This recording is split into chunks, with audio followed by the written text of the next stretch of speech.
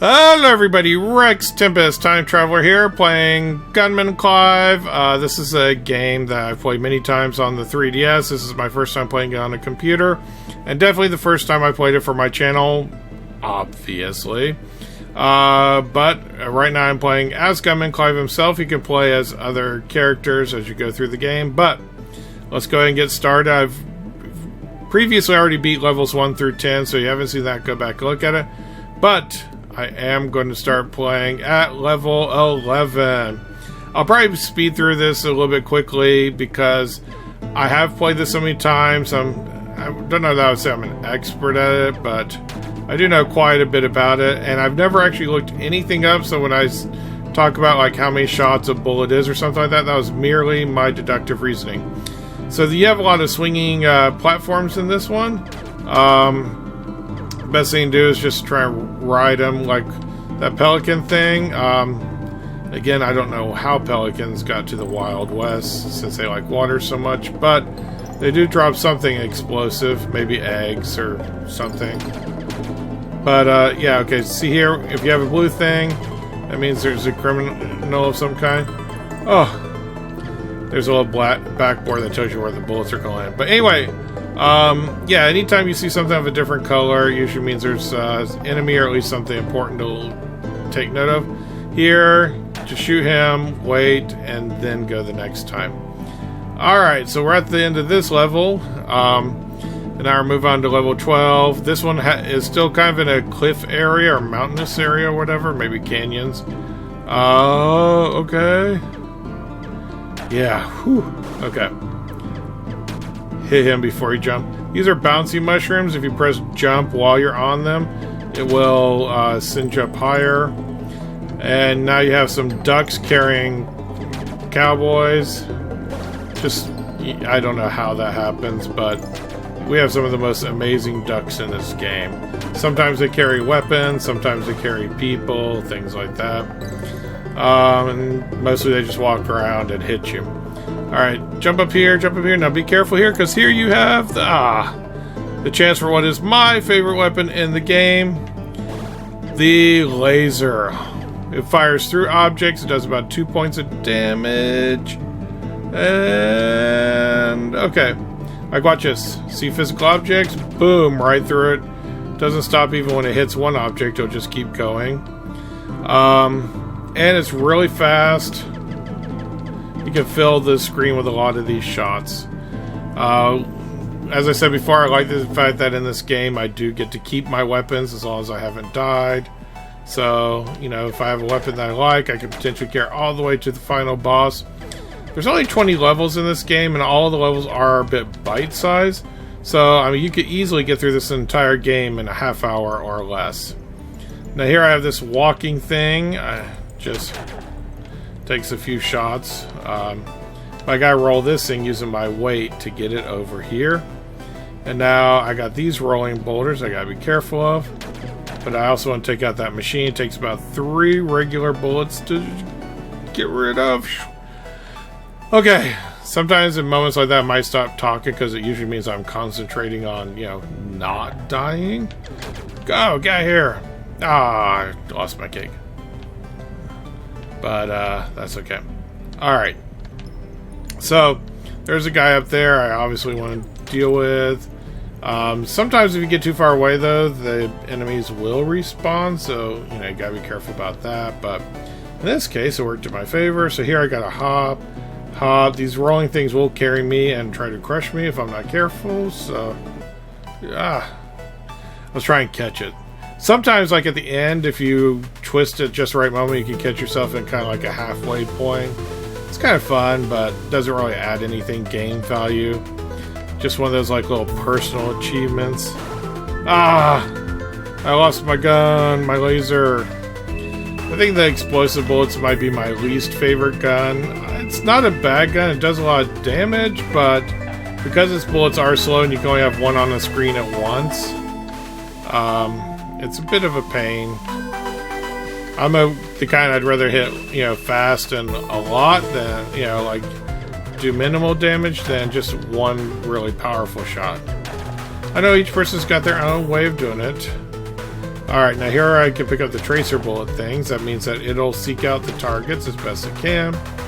Any of these blue things, yeah, these are hatches where enemies are going to pop up. Now, one thing in this game, when you unlock a weapon, it can now be possible that anytime you kill an enemy, that weapon could drop. So, if I kill, whether it's a duck, whether it's a henchman, anything like that, well, not a boss, but any of the others, like there's a chance that a new kind of gun can fall. Alright, this guy's a little robotic extendo arm built onto him. So you gotta be careful, jump at moments like that. He also jumps. He does a lot of swinging. Sometimes you can get some bullets while he does that, but you gotta be careful because he does swing pretty fast. Now, most of your boss fights as you go on, they will drop some weapons to try and help you out, all except the final one. The final one, the only weapon you're going to have is what you brought in. And when he's hanging from the ceiling like that, he will basically track you down, so by jumping, you kind of throw off his targeting system. Ah. Okay. I guess this is better than nothing. Ah. Okay. Now here, the only question I have, because I can beat him pretty easily, is do I want to wait for another gun? Because the next level becomes so much easier if I have one. But at the same time, I also don't want to get hit. So I'll just take my chances at this moment. And now this is where things take an interesting turn, because everything else I've so far kind of been on, you know, in wherever he is. Maybe Wyoming or something like that. But now I am about to go to space on a rocket that does not in any way provide oxygen for me. These things take, was it 1, 2, 3, 4 bullets each, I think. So you can get them out of your way, but yeah, the speed that you'll go can sometimes make it problematic. Hang down here, take out these things. Ah, I have my laser gun, and then I accidentally picked up a different one. Yeah, these things can be a pain. Stay down here, take out this one, get fast. Ah, sometimes if you're fast enough, you can avoid it. You see like Saturn off in the distance there. Haha. See, take out those Astros are just a blaster. Aha. Oh well. All right. So yeah, that's it. Now we've made it as far as we need to in space. The other thing about this game is that each level kind of presents one or two like unique gameplay elements, and like that's all you see them for sometimes. But you know, other games might take a gameplay element. It's like, okay, now we're gonna make 8 levels of the same thing, where you almost get burned out. So when you only see it like once or twice, you kind of like can appreciate more. Like here, I'm on the moon. There's craters back there. I have low gravity. So, it does change the, gameplay a little bit. You stay in the air a little bit longer, you jump a lot higher, things like that. Definitely want to avoid these little electric things. Not fall all the way back down or get hit like I did. As you can see, these machines did respawn. All the colors have that sort of watercolor feel to them. Because if you look, there's not exact edges to the purple. Just one of those fun little details that they added in that don't really add anything other than just kind of add just the sort of aesthetic enjoyment. But no, my laser gun, give it back. Okay, so I'm starting this level over. I've actually gotten pretty far along. The nice thing about when you play the 3DS version, it actually gives you like a little sort of a map at the bottom that you can say like, oh, I'm this far along. It doesn't show you exactly what's there. It's more of a, like proportional, like you're a quarter of the way through the level, you're halfway through the level, things like that. So it can be nice to kind of see that and say, okay, I'm not too far from the end. Okay, so jump. Oh, this may be my second favorite weapon. I call this one the Dark Matter gun. Unlike the other guns, like that become unlocked when you pick them up somewhere, this one you could play the entire game and never see, and now I've just lost it. Wow, I'm doing really bad right now. My apologies on that, but I don't know, maybe it's the fact that I'm trying to talk and play at the same time that makes it a little bit more difficult. Alright.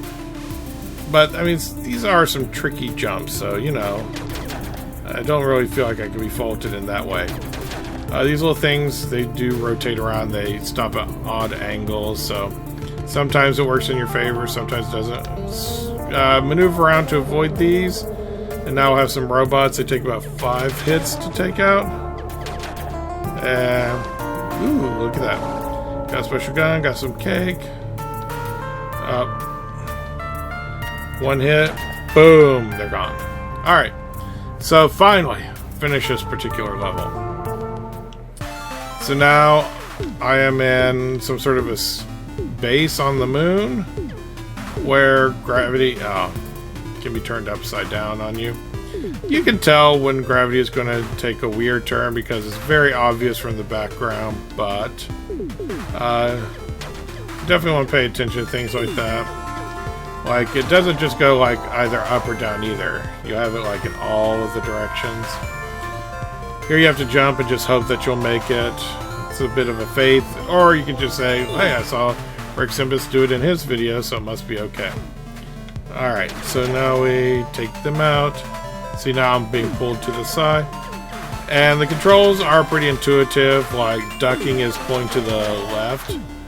Now here you gotta jump and aim for the middle, angle yourself, and you can catch a pretty far ride, and also avoid the blades.